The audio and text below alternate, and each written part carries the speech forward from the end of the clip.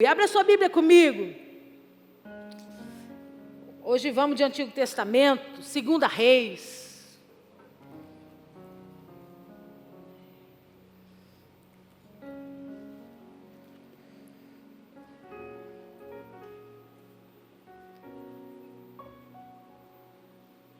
Segunda Reis, capítulo 13.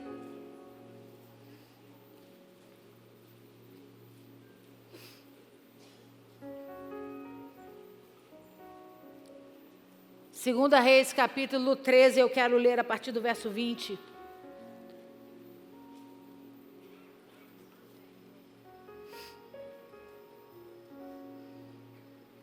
Você achou? Diga amém. Assim diz o Senhor para nós essa noite. Morreu Eliseu e o sepultaram. Ora, bando dos moabitas costumavam invadir a terra à entrada do ano. Sucedeu que, enquanto alguns enterravam um homem, eis que vieram um bando. Então lançaram um homem na sepultura de Eliseu. E logo que o cadáver tocou os ossos de Eliseu, reviveu o homem e se levantou sobre os seus pés. Feche os seus olhos, abaixa a sua cabeça. Senhor Deus e Pai, em nome de Jesus, essa é a tua santa palavra. E nós estamos reunidos aqui para ouvir falar de ti. Deus, fala aos nossos corações, a nossa alma, o nosso espírito. Eu me coloco atrás da cruz de Cristo, a sombra do Onipotente. Eu quero te pedir, toma esse altar que é teu de honra e direito, ministra sobre nós, para a glória do teu nome, no nome poderoso de Jesus. Amém, amém, amém. Você pode aplaudir ao Senhor, a Ele a honra, a glória e o louvor para sempre. Aleluia, glória a Deus. A Bíblia vai contar para nós no livro de 2 Reis, capítulo 14, um episódio que chama muita atenção. Eliseu foi um grande profeta da terra de Israel.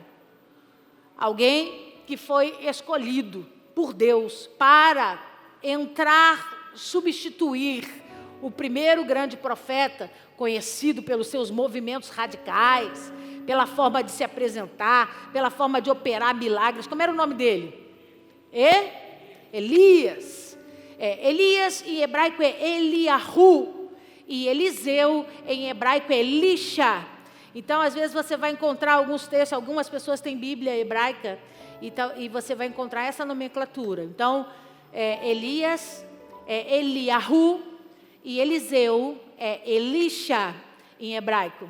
Então, a Bíblia conta essa história para nós. Elias viveu num tempo muito difícil sobre Israel. A terra estava tomada de profetas que adoravam a Baal e a Astarote.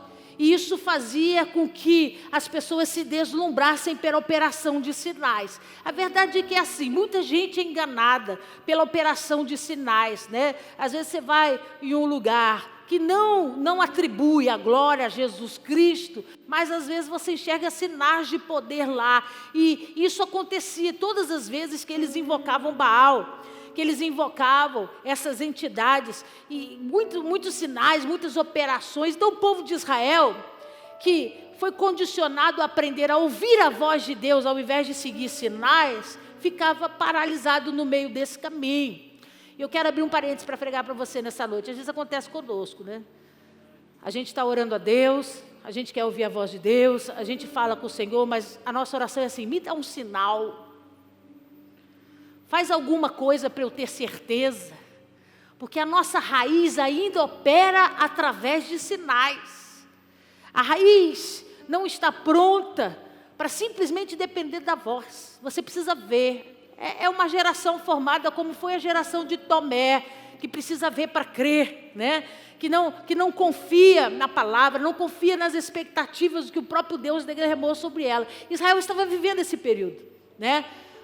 Deus queria falar com o seu povo, Deus queria atraí-los de volta para a sua presença, mas para eles a voz não bastava.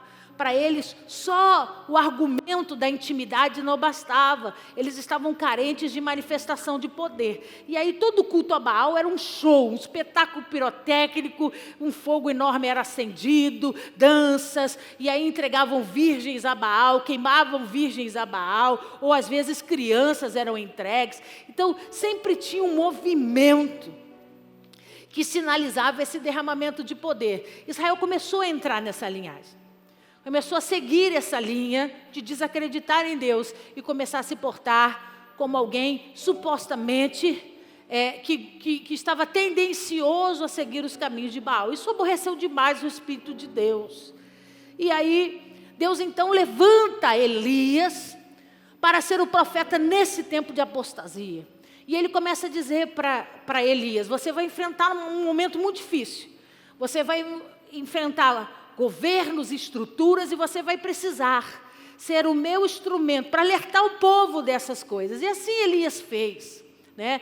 Elias, tomado pelo Espírito de Deus, não vou me alongar que você sabe a história, o Felipe já disparou o relógio, e eu não tenho muito tempo. Então, assim, você sabe que Deus orienta o profeta Elias a subir ao alto do Carmelo, e ali desafiar aqueles profetas de Baal, durante todo um dia, que era especificamente, posso falar? Posso falar? Era um culto preparado de feitiçaria. Estava tudo armado ali para o sacrifício, para o derramamento de sangue. A Bíblia nos detalhes vai dizer para vocês que os profetas de Baal não só ofertaram os animais para queimar de sacrifício, como se cortavam. E aquele sangue deles era derramado sobre aquele altar para que Baal respondesse com poder, né? Então, foi um dia inteiro de muita expectativa. Até que, num determinado momento, Elias, inspirado pelo Senhor, promove a oração que nós conhecemos, onde ele levanta sua voz aos céus e diz para o Senhor: talvez Baal esteja dormindo, talvez Baal não tenha ouvido o sacrifício de vocês, mas eu vou clamar ao meu Deus que me ouve. E aí ele fala com Deus e diz: só tu podes derramar fogo do céu. E aí a Bíblia diz que esse fogo é derramado sobre aquele altar de uma forma poderosa, única e exclusiva. Consumiu não só o holocausto, mas toda a água que estava em volta. Você já viu fogo lamber água, né? Fogo consumir água, isso não existe, né?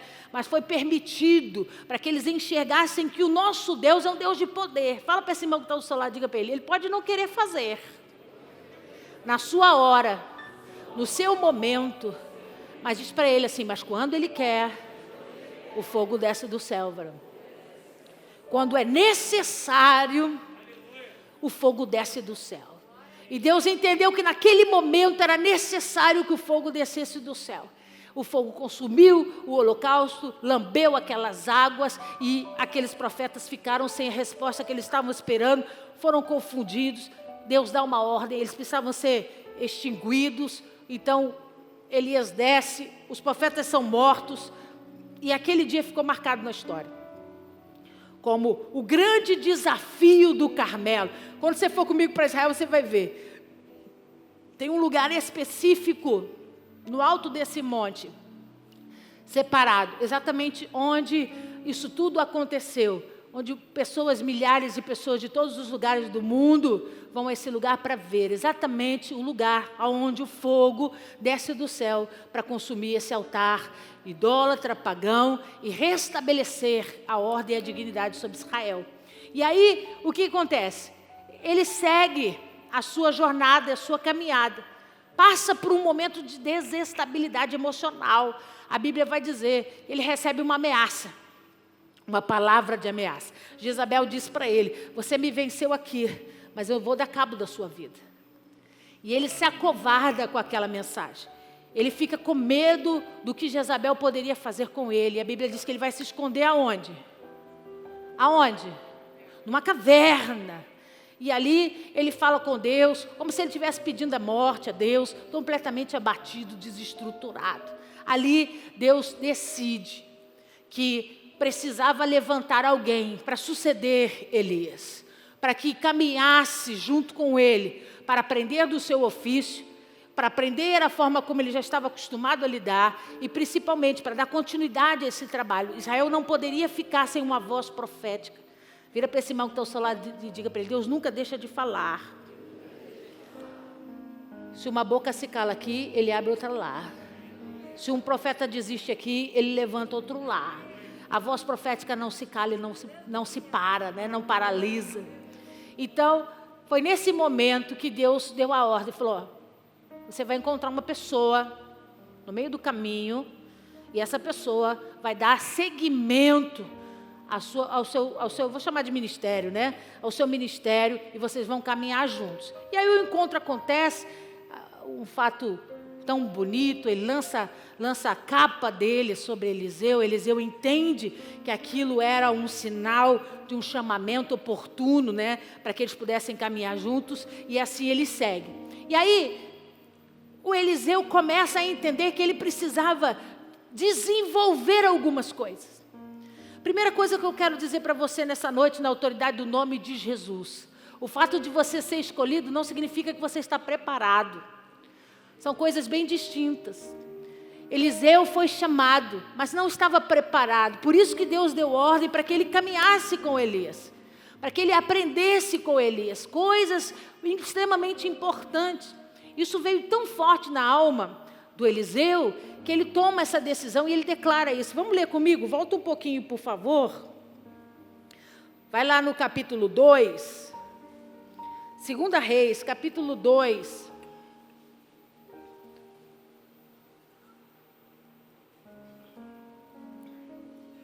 É necessário a gente voltar para a gente entender o fim. Capítulo 2. Olha o que acontece. Quando estava o Senhor para tomar Elias ao céu por um redemoinho, Elias partiu de Gilgal em companhia de Eliseu. Disse Elias a Eliseu: fica-te aqui, porque o Senhor me enviou a Betel. Respondeu Eliseu: tão certo como vive o Senhor e vive a minha alma, não te deixarei. E assim desceram Então, olha o que acontece. Elias já sabia que o tempo dele era chegado. Deus não tinha dito a hora nem o lugar, mas o seu espírito já estava se preparando para deixar a terra. E aí, ele diz que eles estavam num lugar, numa cidade chamada Gilgal, e eles permanecem ali até que Deus fala com Elias. E Deus diz a Elias: olha, vocês vão deixar a cidade de Gilgal e vão em direção a outra cidade chamada o quê? Betel. E o Elias disse para ele: se você quiser ficar, você está na liberdade. E o Eliseu disse: tão certo como vive o Senhor, não te deixarei. Eu vou aonde você for. Por quê? Porque o Eliseu entendia que o fato dele ser o sucessor não daria a ele experiências. O fato dele ter sido escolhido não daria a ele qualificações poderosas. Então ele necessita andar, caminhar, observar todo o processo, né, que Elias fazia sobre a terra. Então ele diz: eu não vou deixar o senhor ir sozinho, eu vou te acompanhar e nós vamos viver essas experiências juntos. O que eu quero levar você à reflexão é o que Gilgal é importante para nós. O que aconteceu de importante em Gilgal? Quem lembra? Quem lembra? Oh, derrota. Foi em Gilgal que Deus ordenou que os homens, depois que chegaram, né, tomaram conta da terra prometida, foi em Gilgal que Deus ordenou que eles fossem circuncidados. Foi em Gilgal que foi estabelecido a aliança. Uma aliança que foi promovida mediante sacrifícios. Deus chamou os homens e disse que subam todos. E eles vão passar pela circuncisão. Por quê? Porque esse é um sinal de que esse povo tem uma aliança comigo. Então olha aqui para mim, para você alcançar.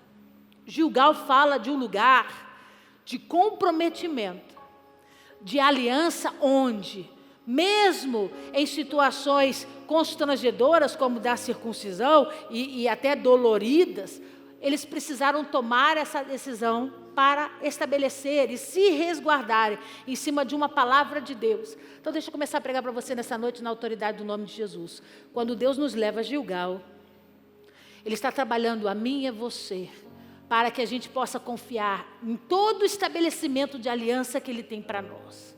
Em toda a vontade que o Senhor tem para nós, para se cumprir em nós, começa em Gilgal. É a primeira etapa da vida do homem. É quando a gente chega para Jesus e a gente começa a descobrir que para viver essa experiência, eu vou precisar, muitas vezes, ferir a minha própria carne, a minha natureza. Por quê? Porque a aliança vai ser instituída em cima desse comprometimento. Você pegou? A aliança vai ser instituída em cima desse desejo, que é maior do que qualquer coisa, é maior do que o sofrimento, é maior do que a dor. Você imagina o Josué com uma faca feita de pedra, sem higiene nenhuma, e fazendo a circuncisão, um homem após o outro. Olha a bagaceira que era.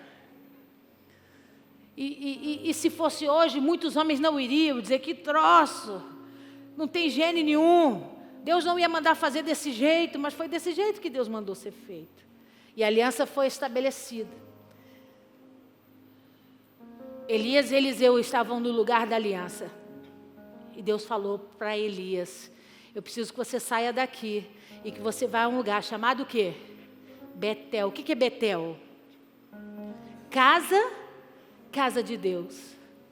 Betel foi o lugar onde o primeiro sacrifício foi colocado ali, estabelecido aquele lugar, declarado aquele lugar como casa de Deus, lugar onde Deus fala, lugar onde Deus opera.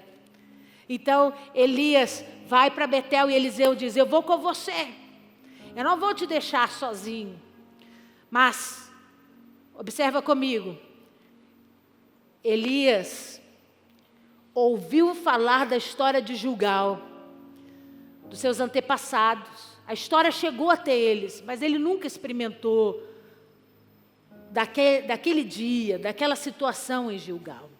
Quando ele chega em Betel, ele sabe, aqui é casa de Deus. Por quê? Porque teve uma experiência poderosa que os anjos desceram do céu, teve uma visão da escada.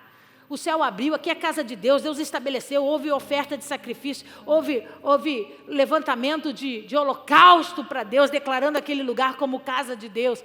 Ele, como um bom hebreu, conhecia a história, mas não tinha passado a experiência.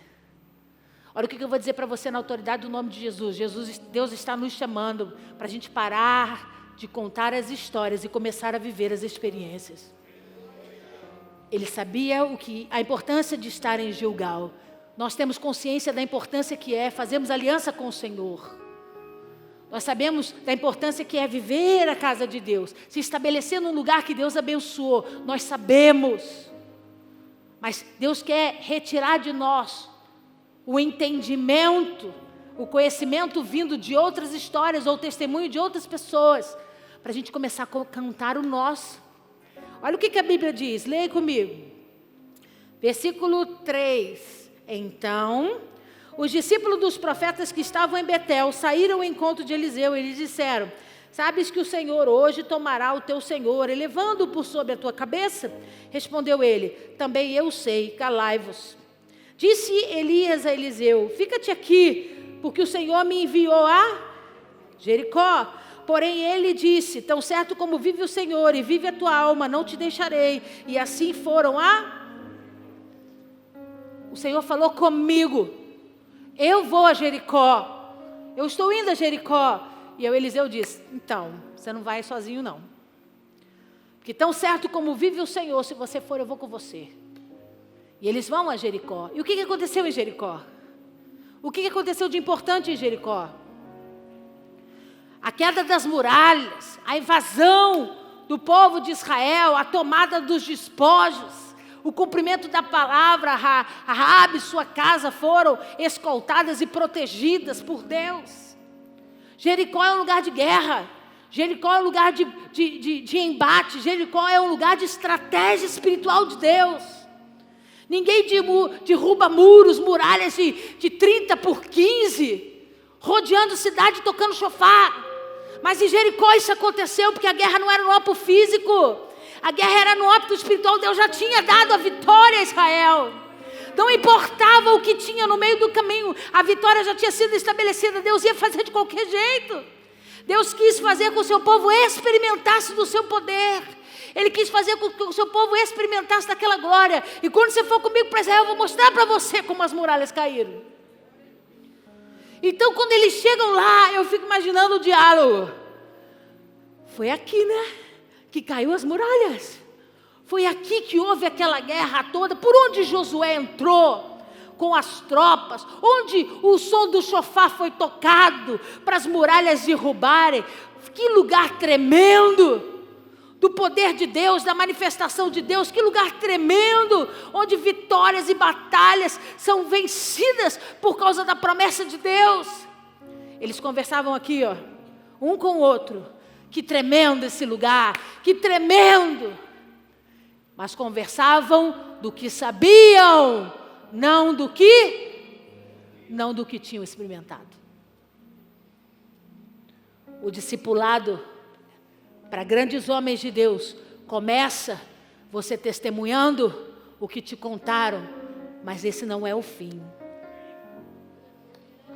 O fim é levar você a experimentar de tudo que um dia você testificou. A experiência de contar a vitória, as histórias do teu irmão fazem parte do nosso crescimento, do nosso desenvolvimento, não da nossa maturidade em Deus. Por quê, pastora? Porque todo mundo que Deus quer usar, Deus vai dar a ele uma experiência pessoal intransferível. Para quê, pastora? Para ele contar assim, até aqui eu contei do que eu ouvi, mas hoje eu vou contar do que eu vivi. Hoje eu vou contar do que eu estou experimentando no Senhor. Você está aí, diga amém. Continua lendo a Bíblia. Olha o que diz aí. Versículo 5. Então os discípulos dos profetas que estavam em Jericó se chegaram a Eliseu e lhe disseram: sabes que o Senhor hoje tomará o seu senhor, elevando por sua cabeça? Respondeu ele: também o sei, calai. Gente, que gente chata, sangue de Jesus tem poder. Tu imagina alguém ficar dizendo toda vez: você sabe que Deus vai levar hoje o seu líder? O seu líder vai morrer hoje? Você está sabendo que Deus vai levar o Elias hoje? Você está sabendo que Deus vai levar o Elias hoje? E o Eliseu: eu já sei, cala a boca. Qual que é o seu problema? Cala a boca. Se eu estou aqui e estou com ele, é esse momento que eu quero viver. Cala a boca. E aí eles continuam, lê aí. Versículo 6. Disse-lhe, pois, Elias: fica-te aqui, porque o Senhor me enviou ao Jordão. Mas disse ele: tão certo como vive o Senhor e vive a tua alma, não te deixarei. E assim ambos foram juntos. Foram 50 homens dos discípulos dos profetas e pararam a cerca de alguma distância deles. Eles ambos paravam junto ao Jordão. Então Elias tomou o seu manto, enrolou-o e feriu as águas, os quais se dividiram para os dois lados e passaram ambos a... Então olha aqui, até aqui, olha para mim, para você pegar. Até aqui, o Eliseu seguiu Elias em lugares, em circunstâncias, em situações que eles sabiam o que havia acontecido, mas não testemunharam. Até que chegou o Jordão. Vira para esse irmão que está ao seu lado e diga para ele: o Jordão está chegando na sua vida também. Até que chega no Jordão. E ele diz assim: Deus me mandou vir para o Jordão. E o Eliseu diz: eu vou com você. E quando chega lá, o Elias tira a sua capa, fere as águas do rio Jordão, e aquelas águas se abrem. Diante de quem? Diante de quem? Do Eliseu. Do Eliseu que estava lá. Do Eliseu que estava lá para experimentar agora de algo que ele nunca havia experimentado antes. De um upgrade no ministério. De um upgrade dentro da estrutura que ele tinha. Ele passava a observar o comportamento do Elias. Agora Deus estava fazendo com que ele experimentasse daquela obra. O rio se abre diante dele. Os olhos de Eliseu observam aquilo. Aí olha a Bíblia, continua comigo. Versículo 9. Havendo eles passado, Elias disse a Eliseu: pede-me o que queres que eu te faça antes que seja tomado de ti. Então olha aqui para mim. Só tem um jeito de Deus te dar a liberdade de dizer para você: pede para mim o que você quer. É quando você deixou de ser testemunha e passou a ser aquele que está experimentando do poder. Enquanto você for testemunha, você vai crescer na observação. Mas a partir do momento que Ele te promove, alguém que está experimentando desse poder, é nessa hora que a janela se abre e Deus olha para você e diz: pede o que você quer, porque você não está mais como testemunha, agora você experimentou do meu poder. Agora você está num nível diferenciado. Agora você não fala do que você ouviu, agora você fala do que você viu. O testemunho não é: o fulano me contou que Deus o ungiu, que Deus o curou, que Deus o transformou. Agora você vai dizer assim: ele fez tudo isso aqui, ó, comigo. Quando Elias tirou a capa, rodou e bateu no Jordão, sabe quem estava lá? Eu. Sabe quem foi que viu as águas se abrirem com a força de um poder absurdo? Eu. Amigo, não tem nada dentro de mim que me impeça de acreditar nesse Deus, de acreditar na palavra desse Deus, de acreditar no poder desse Deus, porque até aqui eu fui testemunha, hoje eu experimentei. E por ele ter experimentado, Deus dá confiança para experimentado. Deus dá confiança para nós. E ele diz assim: você experimentou? Me pede o que você quer. O que você quer? Aí olha o que a Bíblia diz: pede-me o que queres que eu te faça, antes que eu seja tomado de ti. Disse Eliseu: peço-te que me toque por herança, porção dobrada do seu. Ah, irmão, vou te dizer, o Eliseu não era bobo nada. Se Deus chega para você hoje, depois de você passar por uma grande experiência de poder de Deus, Ele diz: pede o que você quiser, que eu vou te dar. Tem uns mané que vão pedir casamento. Tem uns que mané que vão pedir dinheiro. Quero dinheiro para pagar minhas contas. O Eliseu entendeu que ali era a hora dele subir mais um degrau, dele se estabelecer num nível que nenhum outro havia se estabelecido. Pastor, isso não é soberba? Não, amigo. Tudo na vida é uma questão de oportunidades. Ele sabia que o mentor dele ia subir e que Deus o havia escolhido para ser seu sucessor. A hora era agora. A hora era agora. Ele não tinha mais tempo para ficar perdendo com coisas que ele ouviu, testemunho de terceiros. Agora ele queria viver as experiências que o Elias vivia. Ele queria experimentar das coisas que o Elias vivia. Então ele disse para o Elias: eu posso pedir mesmo? Tem certeza disso? Ele disse: eu quero porção dobrada do seu espírito. O que ele disse? Tudo que Deus derramou sobre você, porque unção é isso. O que é unção? É um poder derramado por Deus para cumprimento de propósito. Então, tudo que Deus derramou sobre você para cumprimento de propósito, eu quero 2 vezes. Eu quero essa unção dobrada sobre a minha vida. Olha a resposta dele. Versículo 10. Tornou-lhe Elias: dura coisa pediste.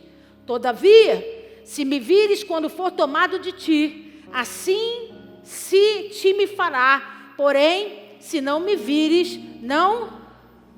Por que ele disse coisa dura pedistes? Parece para nós que ele estava corrigindo Eliseu, dizendo: isso não é para você. Parece para nós que ele estava dizendo assim: chegou ontem, já quer sentar na janela. Isso não é para você. Não foi nada disso que ele disse. O que o Elias disse? O Elias sabia que não existe transferência de unção de homem para homem. A unção quem dá é Deus. Quando você admira um homem de Deus e você diz: puxa, quando eu crescer eu quero ser como ele, esse homem não vai poder transferir a unção sobre a sua vida. Só Deus pode. Então o Elias responde para ele assim: coisa dura você me pediu, sabe por quê? Porque eu não posso fazer isso por você, mas o nosso Deus pode. Se Ele enxergar dentro de você, do seu coração, que você vai receber esse poder para cumprir o propósito dEle, Eliseu, Ele vai te dar. Então a observação que ele faz: esteja aqui no momento em que eu subir, esteja aqui na hora que eu for recolhido, para que isso possa confirmar essa unção sobre você. Se você se desligar, se você perder o caminho, se você sentar para tomar um cafezinho e eu for chamado e você não estiver aqui, você vai perder a bênção. Você não vai experimentar daquilo que eu tenho para você. Então ele diz, fica atento, fica aqui, seguro, para você experimentar. Aí olha o que acontece, leia aí comigo. Versículo 11. Indo eles andando e falando, eis que um carro de fogo com cavalos de fogo os separou um do outro. E Elias subiu ao céu Então vamos entender. Eles estavam caminhando, conversando junto. De repente desce a carruagem do céu, os cavalos do céu. E colocam o Elias sobre essa carruagem e esses cavalos, separando ele de Eliseu. Mas ele sobe num redemoinho. A carruagem de fogo e os cavalos eram só o transporte, para ele chegar no lugar que ele está até hoje, guardado, preservado para a glória do Senhor. Porque ele não passou pela morte, né? Ele foi levado. Então, essa cavalaria, esse carro de luxo, porque na época era um carro de luxo, né? Esse carro imponente que pegou o Elias, nada mais foi do que um transporte para levá-lo ao lugar onde ele está guardado e protegido até hoje.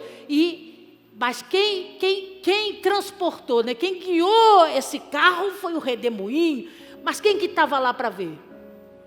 Quem que estava lá para ver? O Eliseu. Continua lendo. Então, versículo 13. Não, mentira. 12. O que vendo Eliseu clamou, meu pai, carros de Israel e seus cavaleiros. A gente ia falar o quê? Sangue de Jesus tem poder. O que você ia falar? Uns iam entrar no mistério, né, Jonas? Não sei, o que ele falou? Meu pai, carros e cavaleiros. Porque era o que ele estava vendo, uma visão tão poderosa, tão esplendorosa, que foi a expressão, a narrativa que saiu do coração do Eliseu, de tão tomado de unção que ele estava naquele momento, tão agradecido por estar vivendo essa experiência. Aí continua. Meu pai, carros de Israel e seus cavaleiros, e nunca mais o viu. E tomando as suas vestes, rasgou-as em duas partes. O manto do Elias caiu. Quando a cavalaria, né, e o transporte chegou para levar o Elias, o manto do Elias, que era um manto profético, que ele ia para todos os lugares e operava com ele, esse manto caiu. E quando caiu sobre o Eliseu, a Bíblia diz que ele rasgou esse manto em duas partes. Continua lendo. Então, levantou o manto que Elias lhe deixara cair, e voltando-se, pôs-se à borda do Jordão. Olha aqui para mim, para você pegar. Ele foi, não foi?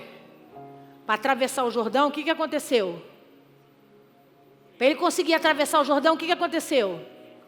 O Elias tirou o manto, bateu na água e as águas abriram, sim ou não? Aí foi lá, conversaram, chegou os cavalos, a carruagem, redemoinho, foi aquela glória toda e poder. O Elias foi embora, o Eliseu ficou sozinho, o manto caiu sobre ele, ele pega aquele manto e aí ele volta para dar continuidade à sua caminhada. Mas aí o que está na frente dele? Aberto ou fechado? Fechado. E eles passaram, o Rio Jordão fechou. Aí olha o que acontece. Então levantou o manto, versículo 13, que Elias lhe deixara cair, e voltando-se, pois, à borda do Jordão, tomou o manto que Elias lhe deixara cair, feriu as águas e disse, onde está o Senhor, Deus de Elias? Quando feriu ele as águas, elas se dividiram uma para o outro lado, e Eliseu, ele não disse assim, que a unção do Elias abra as águas. Por quê, pastora? Porque a experiência faz você entender que tudo vem de Deus. O homem é servo, ele é vaso, ele é instrumento, mas a glória é de Deus, a unção é de Deus, o poder é de Deus, a obra é de Deus. Quando ele chega do lado do Jordão, que ele pega o manto, ele repete, ele diz, onde está o Senhor, o Deus do Elias?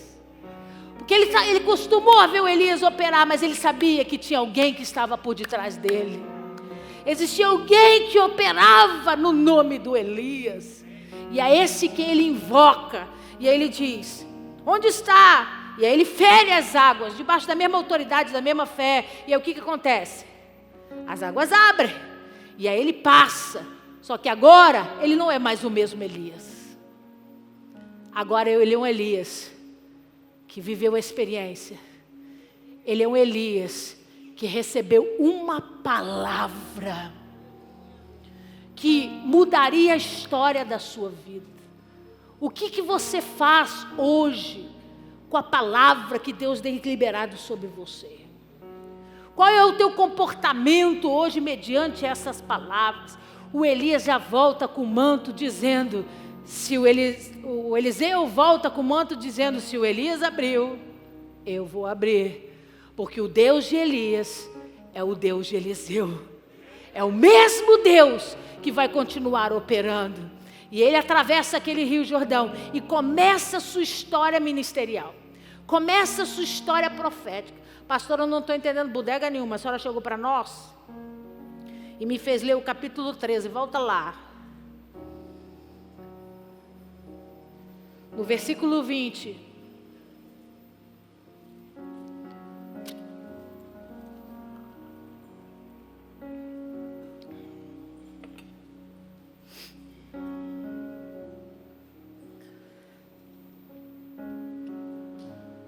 Segunda Reis 13:20, morreu Eliseu e o sepultaram.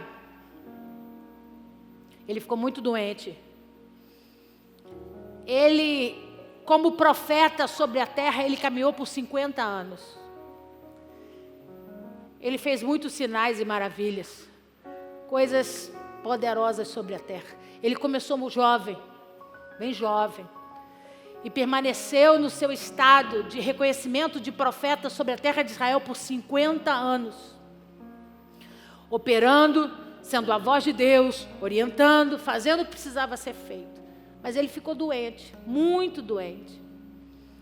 E na sua última conversa com o rei, ele ainda deu para ele uma palavra profética, para que ele se preparasse para a guerra, para que ele estivesse pronto, para que ele conseguisse ter expectativas para vencer os inimigos.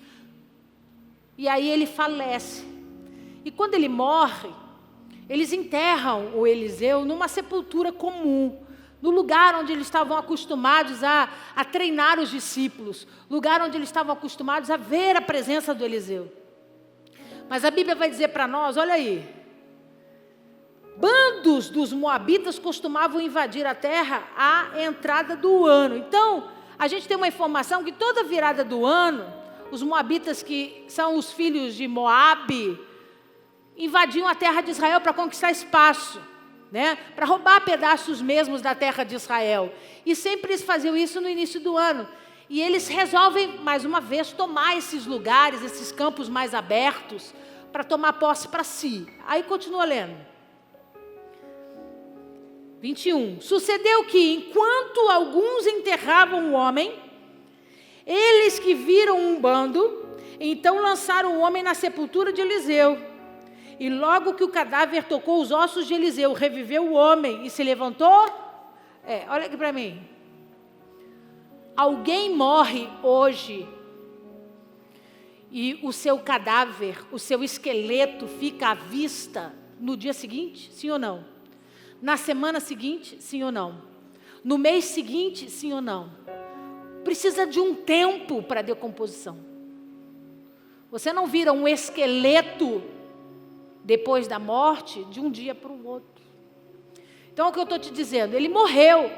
Eles enterraram o profeta. E provavelmente deve ter sido uma cerimônia muito bonita. Porque é assim que eles faziam, tinham o hábito de fazer com os profetas reconhecidos. E ele ficou lá enterrado, naquela cova, naquele lugar. O seu corpo em decomposição. Por um bom período de tempo. Eu não vou ser precisa, mas eu lembro que depois de, posso errar, mas acho que uns 15 anos, depois do falecimento da minha avó, nós tivemos que fazer exumação do corpo. Alguém já passou por essa experiência? Que ter que ir lá recolher os ossos, né? E quando nós chegamos para fazer 15 anos, né, para fazer exumação do corpo, ela já estava com os ossinhos, né, todos os ossos, o cabelo intacto e as vestes perfeitas.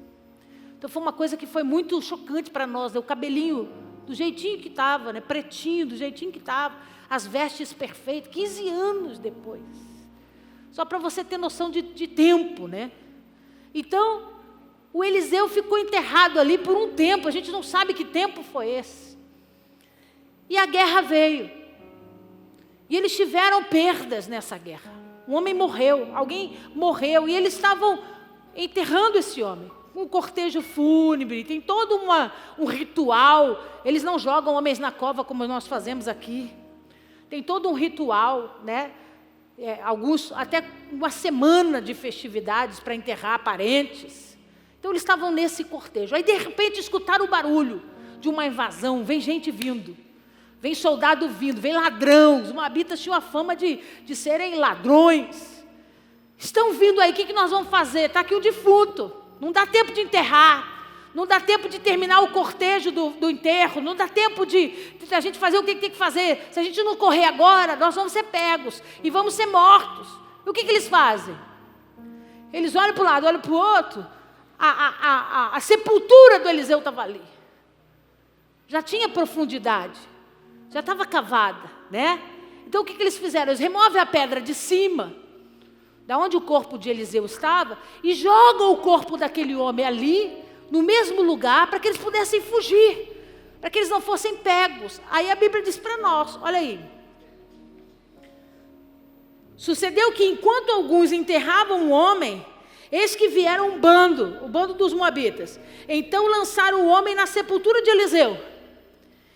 E o que está escrito aí? E logo, diga, logo que o cadáver tocou os ossos de Eliseu, reviveu o homem e se levantou sobre os seus pés. Eles estão tentando fugir dos moabitas. Jogou. O corpo bateu. Quando bateu no fundo, que estavam os ossos de Eliseu, bateu e levantou. Bateu e levantou. A Bíblia diz logo é imediatamente. Assim que o propósito aconteceu, assim que ele toca os ossos de Eliseu, ele levanta da cova. Tu imagina o susto que foi, né? Tu imagina o susto que foi. A correria que não foi. Ele toca nos ossos e fica de pé. Pastora, que unção é essa? Que poder é esse? Que até depois de morto ele continua operando milagres. O segredo que eu tenho para te dizer é, meu filho, Elias promoveu 7 grandes milagres sobre a terra dentro da sua história.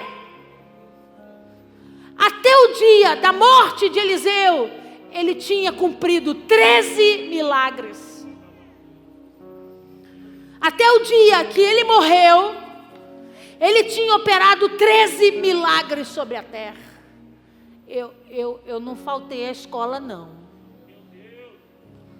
O dobro de 7 é o quê? E Deus disse, através da boca do profeta, nas margens do rio Jordão: se tu tiveres na hora e no lugar que eu subir aos céus, e você vê o meu manto cair sobre você, a palavra, o pedido que tu me fizestes, vai acontecer. Deus selou no Jordão uma promessa. Depois de muitos anos, Eliseu percorrendo sobre a terra, operando sinais, maravilhas e prodígios, ele completa 13 grandes milagres. Já está em decomposição. Ele morreu. O que a senhora quer dizer? O mundo diz isso para mim e para você todos os dias. Deus não vai cumprir a perfeição da promessa que Ele te entregou. Você pode até experimentar dela, mas não vai ser plena e completa como Ele disse. Porque pode ser que não dê tempo. Pode ser que as coisas aconteçam de uma forma que você não vai conseguir viver isso. E o Eliseu experimentou isso.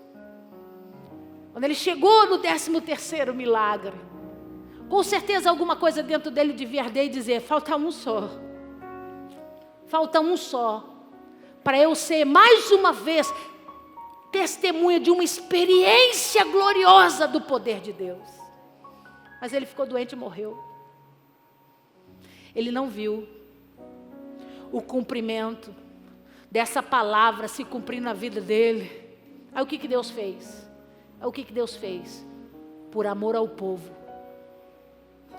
Por amor ao povo de Israel. Ele morreu antes. Não completou o 14º.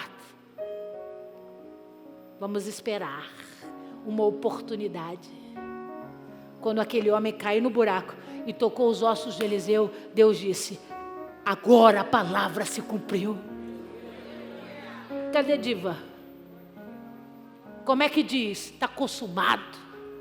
Está consumado. Foi agora. Agora, aconteceu agora. O que o mundo espiritual esperou, o que as legiões esperaram para invalidar a palavra de Deus, que o próprio povo gerou e disse: não vai conseguir não, ele não vai viver isso que ele disse. Deus então cumpriu o propósito mesmo depois de Eliseu morto, para dizer para mim e para você: eu não estou preocupado com o tempo, eu não estou preocupado com circunstâncias humanas, eu não estou preocupado com coisas. Se o Senhor disse, eu vou fazer cumprir. Vou fazer você experimentar daquilo que eu te prometi. Hoje o povo de Israel conta assim: ó, o Elias foi uma bênção. O Elias pregou para nós e operou milagres poderosos. Mas o Eliseu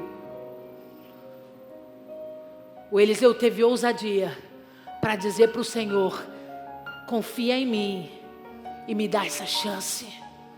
Confia em mim porque eu quero fazer. Confia em mim porque eu quero viver. Confia em mim porque eu quero experimentar. E o que Deus fez com ele é agora.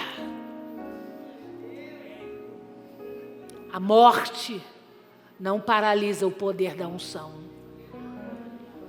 Se Deus tiver que cumprir, Ele vai cumprir de qualquer jeito. Pastor, o que a senhora quer nessa noite de ceia? Eu quero dizer para nós: nem a morte pode impedir você de experimentar o que a palavra de Deus já te foi revelada. O que Deus disse para você que Ele vai fazer. Que tal nessa noite tomar a decisão de deixar de ser espectador e passar a ser testemunha real, convicto? Eu não quero só contar a história dos outros, pastor, eu quero viver. É eu que quero estar na beira do Jordão para ver ele abrir. Não é meu irmão que vai contar isso não. Quem foi que viu o rio abrir? Eu vou levantar minha mão e vou dizer: fui eu que estava lá. Quem foi que viu aquele doente ser curado? Não veio história de lá nem de lá. Fui eu que estava lá. Quem é que foi que viu a vida daquele homem ser tratado, restaurado? Fui eu que estava lá. Porque a gente precisa mudar e subir degraus na nossa vida espiritual. A gente precisa deixar de ser só testemunho para passar a ser alguém que vai experimentar isso de verdade. E Deus está levantando uma geração de homens e mulheres fortes. Homens e mulheres que estão sedentos para viver esse mover e esse poder de Deus.